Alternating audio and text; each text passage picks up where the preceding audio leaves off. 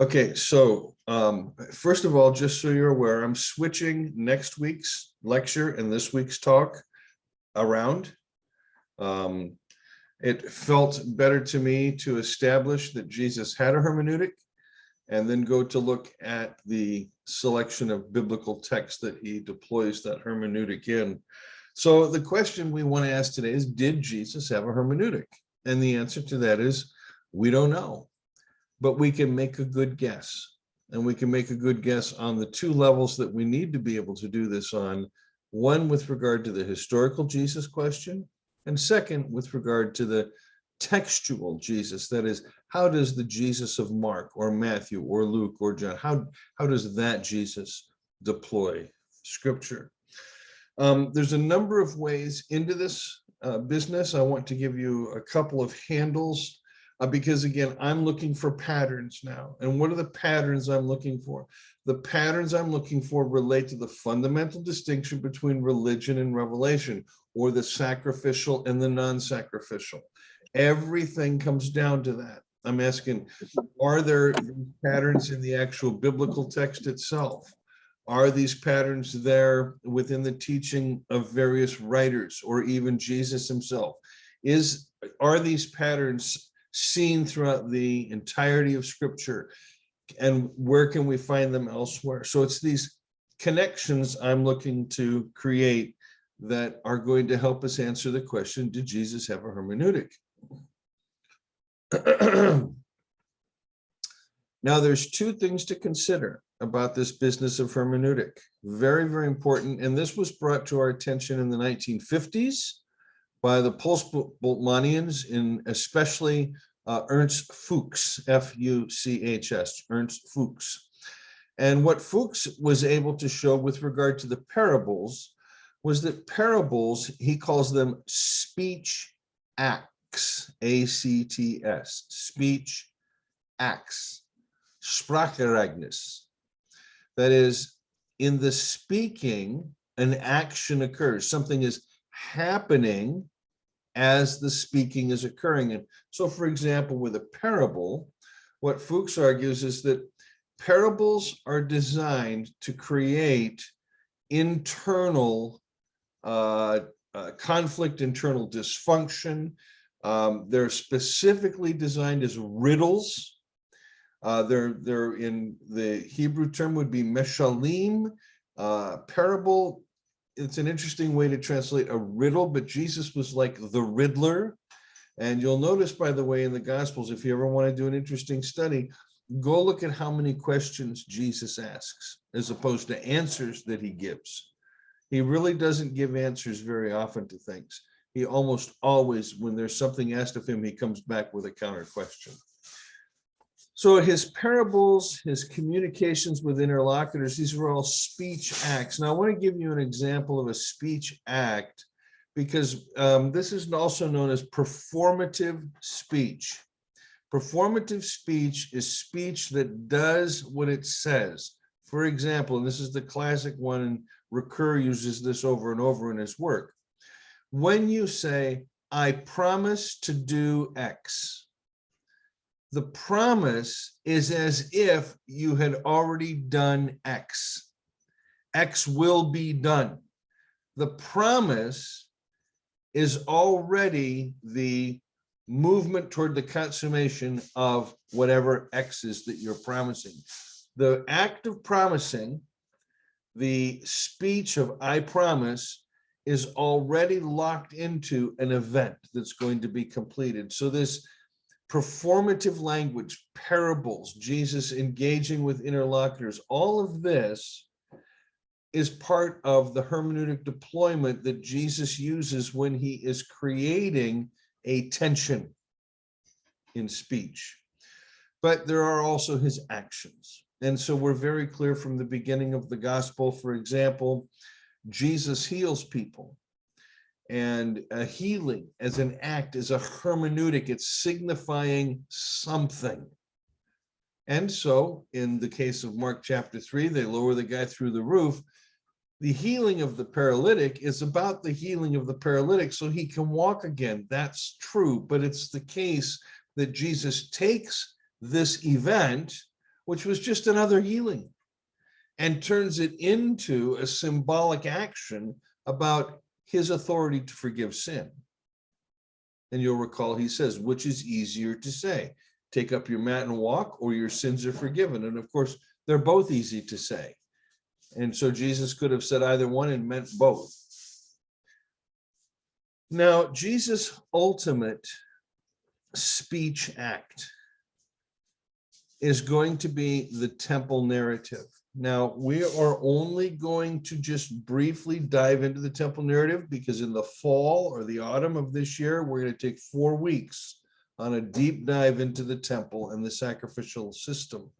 But right now, simply want to note that for Jesus' hermeneutic purposes, the temple narrative is a key, a structural key to understanding this. This has been recognized. And so I'm just going to give you a list of some authors that have recognized the importance of the temple narrative for understanding the Gospels. First, on the level of historical Jesus studies, E.P. Sanders in his book, Jesus and Judaism, says right out of the gate that the cleansing of the temple narrative is the only valid starting place to start historical Jesus research. You have to be able to nail down what is going on there in the temple in order to make sense of anything previous to this. And Sanders is a very, very careful scholar. And the burden for E.P. Sanders is to demonstrate that Jesus is not against the temple, nor is he even really against sacrifice, although it could appear that way for Sanders. Rather, Jesus is against and stands against this corrupt priesthood that is in charge of the temple system. So Sanders wants to place Jesus on that same scale as the Essenes or even certain Pharisaic sects that are very, very anti-priestly because they're seen as non-Zadokite or corrupt. But the point is, Sanders starts off with the historical Jesus, and this is the case with other writers as well. But we can also see this phenomenon in the textual Jesus, and this is demonstrated by Hamerton Kelly in his book, The Gospel and the Sacred, on the poetics of violence in the Gospel of Mark. One of the beautiful sayings in here that Bob Hamerton Kelly is able to adduce is this: when it comes to Jesus in the temple, he is the victim come to the place of sacrifice. And that is something that gets overlooked. We see Jesus entering the temple, but we don't see him as the victim coming to the place of sacrifice. But the Markan narrative does this. And so what I would like to do is read a section, actually out of several different books tonight, but read a section here out of Hamerton Kelly.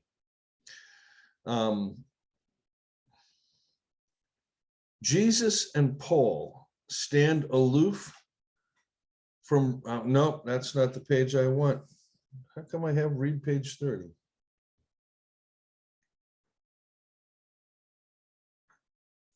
I have evidently written down, oh no, it's here, okay.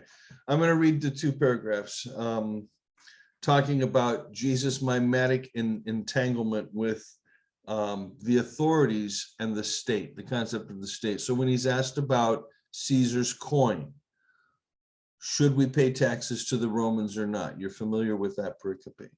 And here's Bob. Jesus' reply expresses non-involvement perfectly. The currency belongs to the state, so let the state have it. The important things belong to God and should be given to God. Jesus refused to be drawn into either a negative or a positive opposition to the state. If he were to involve himself in such opposition, he would become a part of the violence of either the state or the counter state, and that would be to succumb to the generative mimetic scapegoating mechanism. He withholds all cooperation from the mechanism, and the result is that rather than Jesus being entranced by his antagonists, they are entranced by him. The attitude to the state advocated here is the same as that recommended by Paul in Romans 12 and 13, where the apostle, probably in opposition to zealotic tendencies in the Roman congregation, urges the renunciation of vengeance and the acceptance of established power. The Jewish resistance to Rome that led to the war of 65 to 70 is the historical context of the debate about the right attitude toward the state. But Jesus and Paul stand aloof from revolution because counterviolence is as much a function of the generative scapegoating mechanism as established violence. And one cannot fight the devil with his own weapons. A totally new and different approach is needed. And it begins with taking the part of the victim and refusing all collaboration with violence. But how is this mode of action to succeed? The answer is the vindication of the victim in the resurrection. And so the next challenge is to accept the concept of the resurrection. I note simply here that for those who are unable to conceive of resurrection as an integral part of the Christian faith tradition, easily succumb to violence. If you believe in resurrection, death is not the last word. And it means nobody can take your life. They can't steal something from you that God is going to resurrect. It just simply means you've ended your time in this spatial temporal existence of a thing you call the human flesh, the human body. But if you're not afraid to die because you believe you'll be raised from the grave, that allows you to be completely pacific in regard to violence and to take the kinds of approach that Jesus and the early Christians did. Now we're left with what Ben Meyer, an excellent book, by the way, The Aims of Jesus. Ben, I think, is British. Oh, no, he teaches in Ontario, but I still think he's British. I want to read you bits and pieces from several pages in Ben's book about this business of the temple riddle, because it's a riddle. Listen, when you read the temple narrative, it's a jam-packed symbolic event. There is a lot going on in that little short 3 or 4 verses, just a ton of stuff being hammered away. So Ben notes this: the temple refers to the temple of Jerusalem, imposing in dimension, dazzling in beauty, charged with meaning for Israel. The temple was central not only to the cultic life, but to the political, commercial, financial, and social organization of national life. Neither its physical nor its functional reality exhausted its meaning for Israel. Long before the time of Jesus, the temple had been invested with extraordinary symbolic significance. And then he goes on to discuss the temple in terms of development in Second Temple Judaism and Herod's renovations that occur. And he says the temple then would have a role not only in Israel and for Israel's history, but also for the whole world at the time, in the times end in the reign of God. And he cites here a number of texts you might want to note: Isaiah chapter 2, verses 2 through 4, and Isaiah 56, 1 through 8, as well as 28:16 in Isaiah and 54:11. And here is 51:3. The Lord will comfort Zion and have pity on all her ruins. He will make her wilderness like Eden, her waste like the garden of the Lord. That is, it is this expectation of this future temple, this glorious temple that would be seen as the event that's going to bring the whole world together. Okay. He goes on to note that The final ransoming of Israel would turn on an act of faith. Behold, says the Lord, I set in Zion a stone. He who believes shall not be mistaken. The copestone, this stone that gets set, signifies Messiah, the messianic remnant of believers. And once the Lord had taken it in hand to reclaim and restore his people for the last time, then Messiah and the messianic people, the temple on Zion, would draw the dispersed of Israel from the four corners of the earth. And then he quotes Isaiah chapter 11, verse 10. I will bring them to my holy mountain and make them joyful in my house of prayer. Their holocausts and sacrifices will be acceptable on my altar, for my house shall be called a house of prayer for all peoples. This is the text, one of the two that Jesus cites when he does his action in the temple. Myers concludes, a world in darkness would raise its eyes to the radiance of restored Israel, and the nations would stream to the holy mountain at the center of the world. This is the eschatological expectation.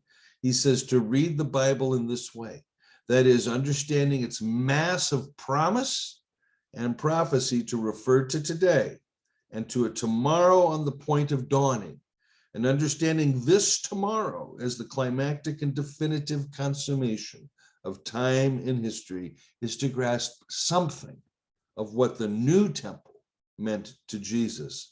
This temple, no one but God himself or the Messiah, transcendently enthroned, could build. The argument here that's being made in each of these writers is that in order to understand Jesus, you have to understand his relationship to this temple system, this whole complex, the physical edifice, as well as the priesthood that runs it, and all of the dimensions that are involved in it, the political, the economic, the religious, the sociological, and beyond. Okay, this is something, again, we're going to look at in depth. But Jesus, when he comes to this temple, he does an event. It's really quite simple. He sits down first, and he takes whatever cordage he can find, and he begins reverse wrapping and weaving a rope, something that he can use to flagellate animals with, to get them moving. I'm fairly certain that Jesus was not inserting bits and pieces of bone and hook in order to tear the flesh off them. This was a simple rope used to get them moving. When he enters the temple, he goes and he overturns the money changers' tables. Why?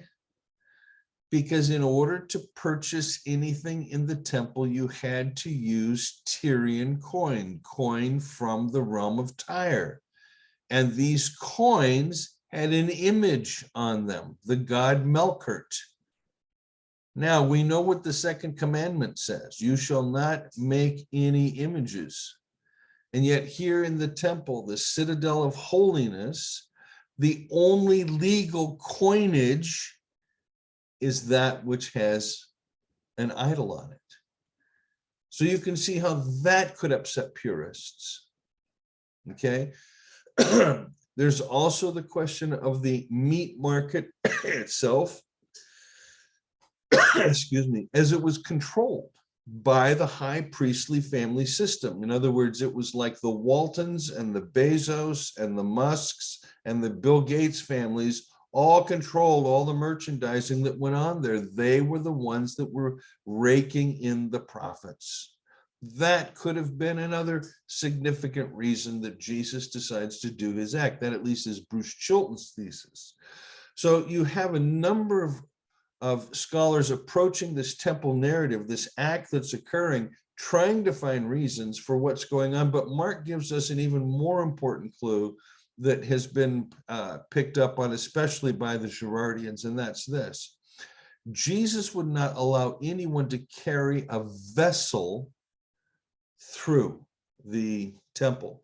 And a vessel doesn't just simply mean a water bottle or a cup filled with your favorite Jerusalem coffee. No, these are the vessels that are used to carry the sacrifices on. He was stopping the sacrificial practice itself. So he overturns the money changers' tables. That's going to stop the transaction process, at least in that one small corner of the market there. This is not, by the way, a massive event, because had it been a major event, the Fortress Antonia, the troops would have come down and quelled any rebellion. This was a very simple act. It is not, as Ched Myers wants to describe it, an act of civil unrest, or it's not meant to be an occupation of the temple, like Occupy Wall Street, as our modern progressives would have. Rather, it's a symbolic event of Jesus and the Father's orientation to this religious structure. So if we have Jesus now engaged at the heart of sacrifice, where the victim has indeed come to the place of sacrifice and is challenging the very act of participating in sacrifice, not allowing it to start, no transactions, not allowing vessels to be carried through, and driving away and potentially blemishing the animals with the whip and setting free the various potential sacrifices. Jesus strikes at the heart of this sacrificial system. The system will in turn him into the victim that they will strike. And it's this all against one now that's going to come into play here with regard to everything that occurs from before the temple narrative, through the temple narrative, and after, because the temple narrative is sandwiched in between two major mob events: Palm Sunday and Holy Thursday or Friday, the crucifixion. It is the same mob, the same group of all, that is going to acclaim him as a king and is going to demand his execution. Same mob within a week. This all against one mechanism is what's getting played out here. And the Jesus attack on the temple system is a way of being able to demonstrate that the attempt to use sacrifice as a way to communicate with deity is now going to become the ultimate reality for the authorities. That is, they are now going to commit the ultimate sacrifice. What is it that allows Jesus to go through with this process? His absolute and unwavering belief in the resurrection as his vindication. We see this in the Passion prediction sayings, where he can say, in Mark 8, for example, that the Son of Man must be betrayed into the hands of sinners, come before chief priests, he will be executed, and on the third day, God will raise him. It's Jesus' unwavering belief that he is doing his Father's will, and that his life will not end with his death, that allows him to walk into, as it were, the heart of the war and confront the enemy within.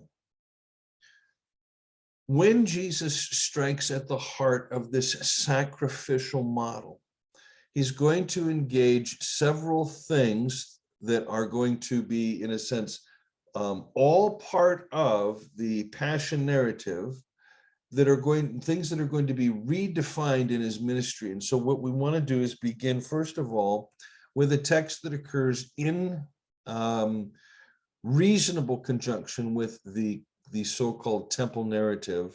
And by the way, it's not a cleansing of the temple. It's an awkward term there. Jesus doesn't go in and try to clean things up. He's either predicting its demise or its end, or he's threatening its destruction. One of the two, and both would have been abhorrent to the temple authorities. But in Mark chapter 12, Jesus will take on the question of messiahship in his use of Psalm 110:1. It has to be remembered, Psalm 110 is the most quoted psalm in the New Testament. In fact, it's the most quoted text in the New Testament. And one of the reasons for it is precisely because Jesus revisits the familiar Hasmonean interpretation of the psalm, that Messiah would be from the lineage of David. That's popular, folkloric, midrashic, rabbinic, Jewish tradition. Messiah comes from the line of David. Jesus is going to try and debunk that in his quotation of Psalm 110, by when the writer says, the Lord said to my Lord, sit at my right hand till I make the enemies a footstool for your feet, by questioning who is the first, my Lord, and who is the second, my Lord. And Jesus' argument is, if God is the first and David is the second, that means that David is ultimately going to have authority over God. And that makes no sense. If David is the writer, who is the my Lord? And this is Jesus' attempt to subvert the meaning of that psalm. That text gets picked up more than any other text in the New Testament. Why? Because it becomes a text for the resurrection.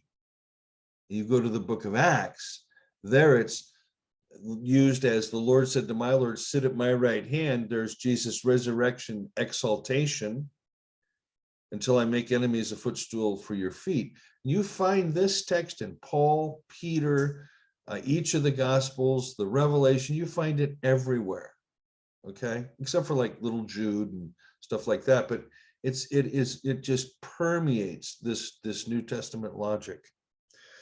Jesus redefines messiahship specifically by absolutely refusing to take Israel on the same journey that David did. He refused to be a king who conquers, a king who uses violence. He refuses that utterly, as we saw in the feeding of the 5,000.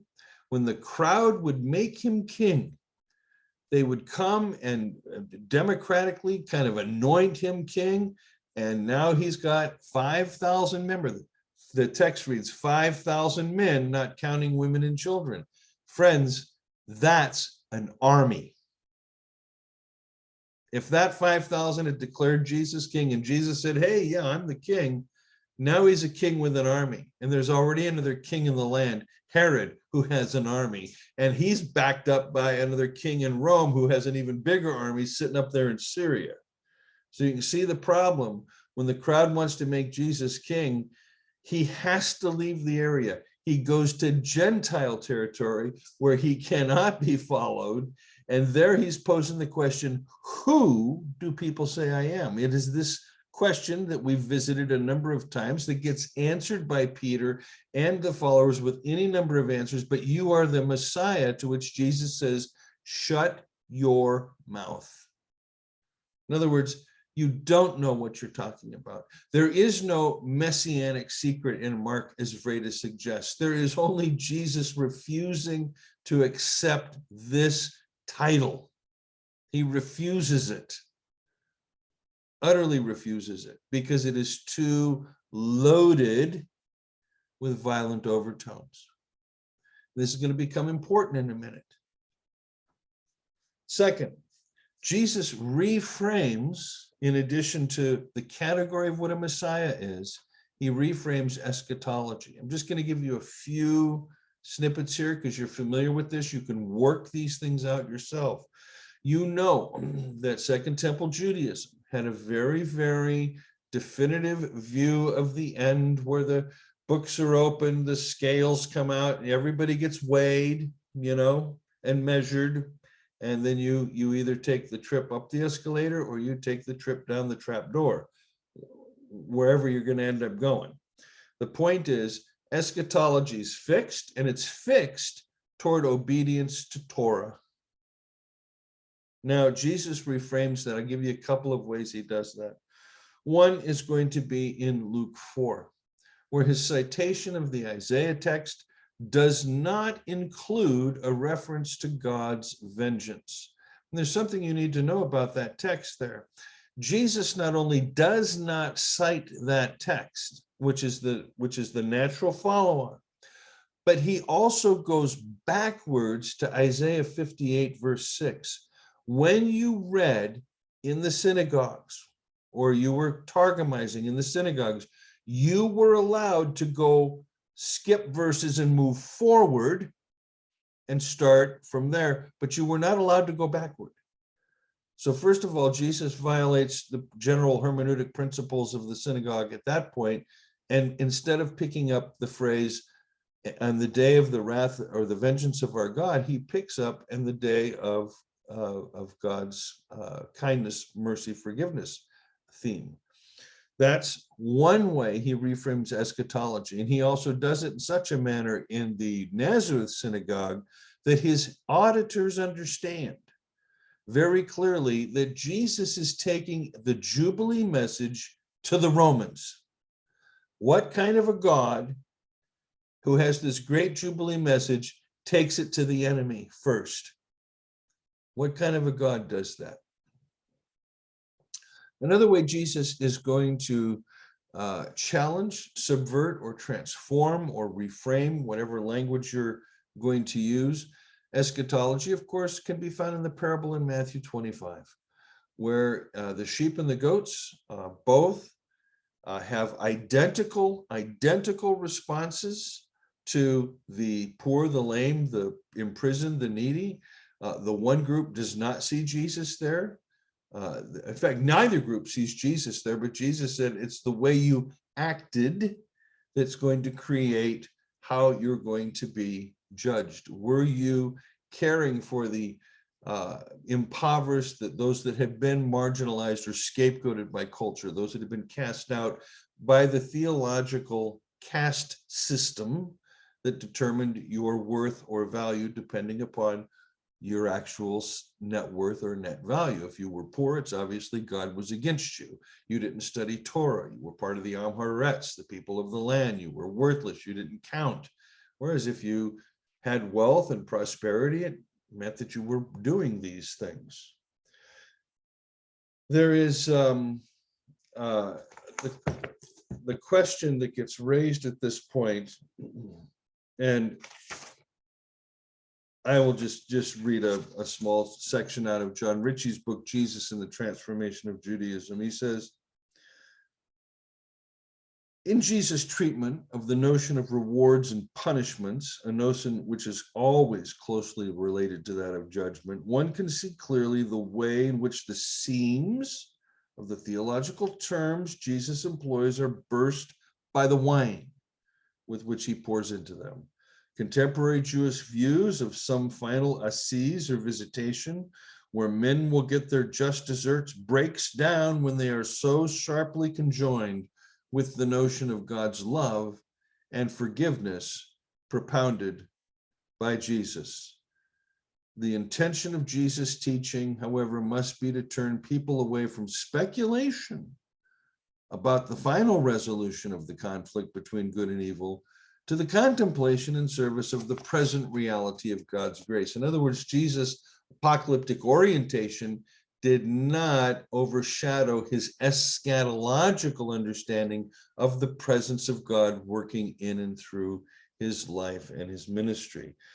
The third thing that Jesus will directly confront, that we've seen dealt with by so many in the late 20th century, has to do with the character of God. And it is precisely this stripping out of the Janus face of God that we see as running through the Abba tradition in the Gospels. Each of these three things, the redefinition of messiahship, the refusal to acknowledge that Messiah is a violent figure, the removal of just deserts or vengeance from eschatology, and the removal of the dark side of God's face are all part and parcel of the actual shift that takes place theologically between religion and revelation. And Jesus, the historical Jesus, now plays this pivotal role. Can we get back to all of this in terms of the historical Jesus? No. But we're given enough clues that allow us to say these things are plausible in terms of the historical Jesus tradition, and they are certainly understood that way in the textual Jesus tradition. That is, the early church is not arbitrarily deploying Jesus to develop their own particular theology. They are paying attention to things he said and taught during his lifetime and during what Karl Barth calls the 40 days of gospel, that is the period between Easter and Pentecost. All of this is brought to bear on the tradition, and the tradition itself is a faithful reflection, albeit crafted in each in their own milieus, in their own ways, still a faithful reflection of the historical Jesus. Now, last week I mentioned typology. I want to just real briefly again come to this, because when it comes to hermeneutics, it's really important to observe. Jesus engages in a number of hermeneutic, what's the word I'm looking for? Principles, he uses a number of hermeneutical traditions. Let me give you some examples. With the parable of the sower and with the parable of the net, Jesus uses allegory. Okay? With regard to teaching, for example, on his Father, he says, if you, being evil, know how to give good gifts, how much more will your Father in heaven? This is kal vahomer. It's a rabbinic technique, how much more? And it means if something applies to something small, how much more does it apply if that thing is greater? And we see Paul using this same kind of logic. A good man might perhaps die for someone. How much more did God demonstrate his love for us when he sends Jesus while we're sinners? So there's these rabbinic rules. In fact, Hillel has 13 of them. By the time you get to the 2nd century, the rabbis have crafted about 30 of them. But they're in play. They're in play in Jesus' culture. We can see Jesus, being aware of, these hermeneutical techniques, and he deploys them. So he deploys allegory. He deploys these particular category, these hermeneutical traditions out of the proto-rabbinic tradition. Okay, Jesus deploys typology, just like Paul will, just like the writer of the 4th gospel will. But what becomes important here is to note this. In using these various hermeneutical methods, Jesus is not validating the method as such as something to be deployed everywhere at all times. Okay? He's not validating the method. The method is used to validate his rendering of the situation. He will use methods to his benefit rather than allowing methods to control what he says and thinks. And this is really important for what we're doing, because we will not allow ourselves to be limited by the historical critical method, nor we will allow ourselves to be limited by some Origenistic approach to allegory. We have friends, lovely friends out there in internet land. All they can do is allegory. For them, it's the only thing that works. How do you explain the violence of God in the Hebrew scriptures? Allegory. It's just that simple. You allegorize it away, disappears. So when Jesus uses types, it's really important to pay attention to the kinds of types he uses. I brought this up last week. He uses types of figures that suffer. And in each case, this type is a figure that's known in Jewish studies as a corporate personality. In the concept of corporate personality, the one can stand in place of the many or the all. Okay? The king is a corporate personality. So what happens in the books of Samuel, Kings, and Chronicles? If the king is good, there's blessing on the land. If the king is not good, there's curse. The high priest is a corporate figure, a corporate personality. That high priest walks into the Holy of Holies. He is the nation of Israel. Everybody is walking in. That is, these corporate figures have a mediatorial function. When Jesus chose his figures, his types, he doesn't compare himself to David or to Moses or to Abraham or to Saul or to Elijah.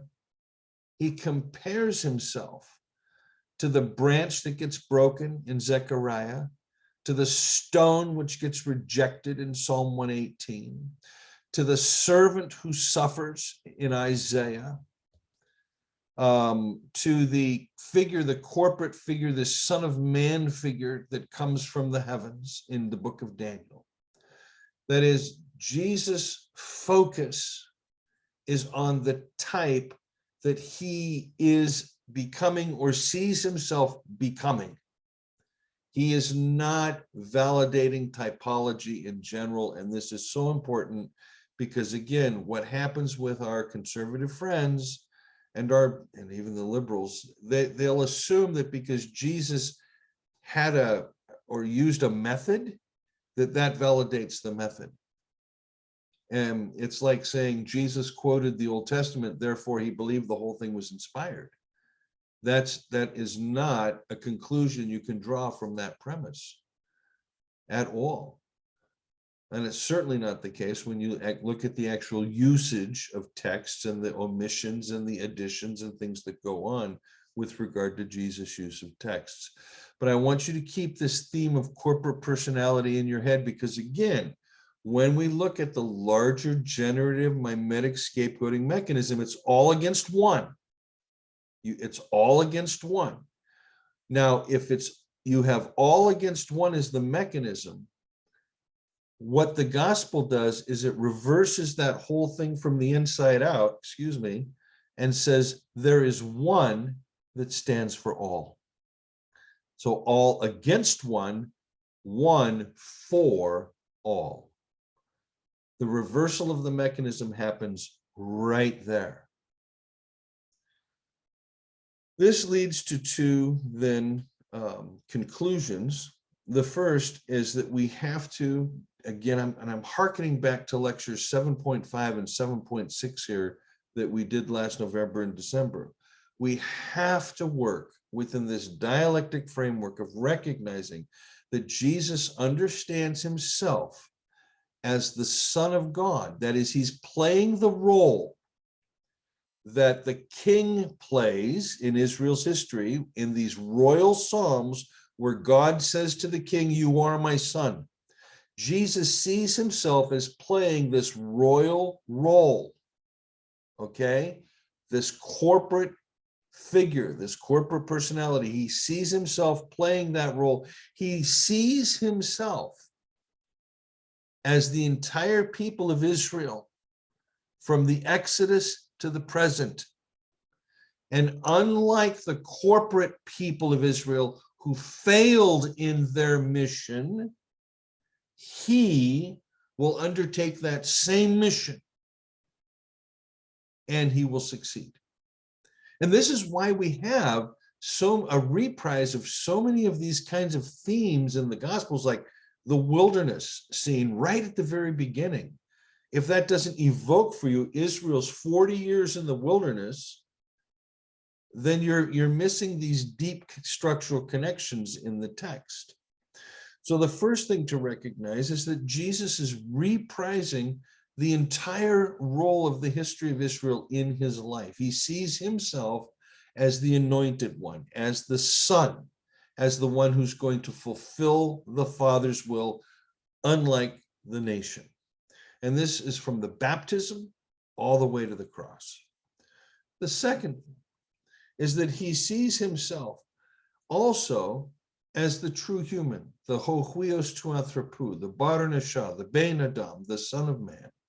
He sees himself as this corporate figure, whether it comes from Daniel and is to be understood apocalyptically, whether it comes from Ezekiel, like Walter Wink would argue, and it's to be understood it's just simply as, oh, human being, whether it comes from a text like Psalm 8, where Son of Man is just a synonym for human. What is the human that you're mindful of? The Son of Man that you should care for him.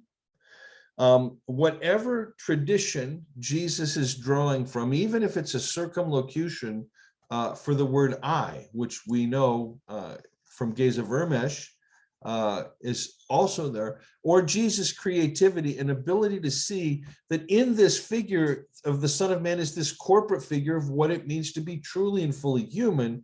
We now have the two sides of the coin. Jesus is Israel, Jesus is all humanity, and this is what's going to allow Paul to turn to go back behind Jesus, where Jesus sees himself as the Son of God, Israel.